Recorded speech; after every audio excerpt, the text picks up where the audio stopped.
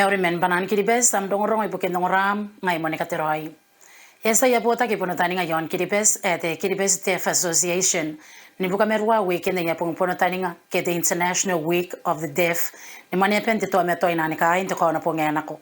Na meroro de sabebeire the Kiribes Deaf Association ya ke sa to karaba o eta ko pairang ni kakawa ki te buka merwa yo ibu ke ni kauringa na roia ndeita ki me meta ni ka pene ni ka ponga na ki ni peia ke sign language. Eta ko kesa patetete ente pei poisitiero na metete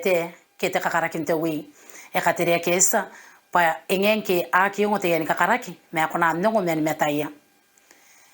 e katautawa ki roko te kaibu ke ni ka ko Christmas na konte na makaina November nteriri ke yo na neri post pota ke buke ni kaneve business karo pa yo popos ayos pata kaibu ke ni ka ko ayo pon me BC ike kawaina pa na mwana mwatarava ai mwina Christmas engen nan kanta ninga ke pa na roko roi te kaibu ke ni ka ko ayo Christmas Ndebui me wowa pongen November.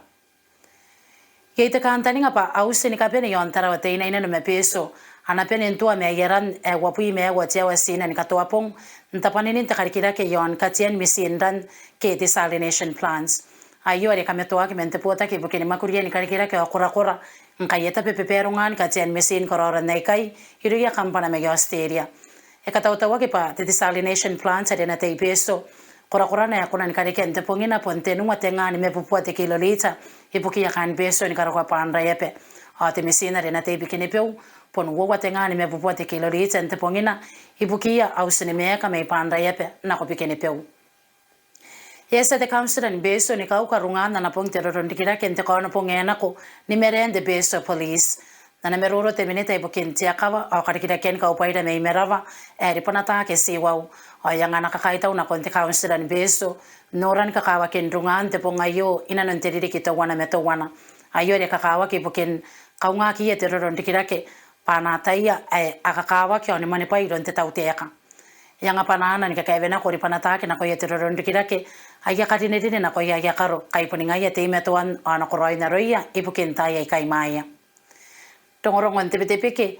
ana presidents nauru laino angimea ngai te mena me poko ya tante na kontiau sinte ai kasa ni mengo kire ya kainte kateka nterine are korawa ki on nauru nte weekend anako engen nane ayo sinte ya ngware ya asoi kametoa aki pa aki tero konde ke kendini ya ki women presidents in kwa mai maina ai ka Baron Waga or Ludwig Scotty na konte pui merwa kainte kateka ki aunia kinaki yo kira na pena kainte kateka te presidents na pe kwa mai maina Mark Stephen Ntema korro ya garen awo kainta kataka ke are kire yaine pa Jermaine Scotty Isabella tagiako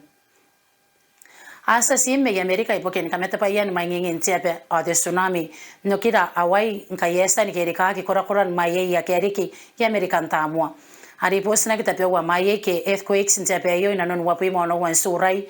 ni ka kwa ke pa ye kire ke ya metewarekano yantari are ri kire ke tiape tau Eta ko desima yo pa nakanimi pa intau mai pa ongan te meto antau amuin anakakamakuri te varekano me kira roa. Aso bistante custom Braceman i French Polynesia ni kunei abubo wapi metenua te kilogram de drug at cocaine are karapea ki nanonte yacht te vana me Sweden. Eta ko destaka pure Leroy pa enki korawa ki te kakai na konte yacht ayon te wapu i papet kunia ki tene bupo se pui merwa wa peke ten cocaine ni karapea ki bukente yo chayo asa women ka in Sweden yon te yo chayo ni kasika ki bukin sasna ki on ko randanga ki suwaya etakapuria ki na konte pui na teriri ki takarabus on ka suwaya ki kania te pui na te miren te tara na Amerika eta ko Leroy pa porau de yo chayo me Panama ayon ka vaina na ko Australia ndongo non nape esa terita de far right Georgia Meloni ni mwana ntenire yoni tare yon kawaina ndiki pana one prime minister na ine tepe yo nkana akametoa ke na yango ya Miss Meloni pana reita ki metapati men the right wing ipokin katia kene ya tauteka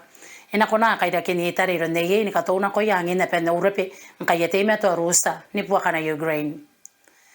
esa na president Ukraine Volodymyr Zelensky ntekinna pana taratwa ki roi tausan rusa aketeni kai na kon Ukraine ete kina yo Zelensky na meroro arianga ikeswa ye na ko ya kaindusa pana pidina ko kenteni kai kana buaka me Ukraine Erika yo min saina kin deso ilon Vladimir Putin mai Rusa ibukin katapuruan desuwa ibuki ya tausan Rusa ake pilina ko kenna ki ongeteka na konta ya nota asa ni mga karawa ki mas ke protest ka po yon Rusa ni kainis me kaina no aki yari ke tene pupu tenga tausa akena na kone puwa ka yon Ukraine yasa ni kasika kita kamen ni mane imwindi posina ni yangwa ki mwakin teminita ibukin teswa me Belgium eta ko chawabis in kapure in the Netherlands pa kawa kina kiti sakana me kina kia yu wapi meta wana na ririki akain allen iri ya braceman akaska kina pete ni mende ke mane yolen nta iri kinta kani me pong iri kia yu imuini kunia ke ni kasi na nuntevana teka are kunia ke nteis na nkunda na usteminita ibukin teswa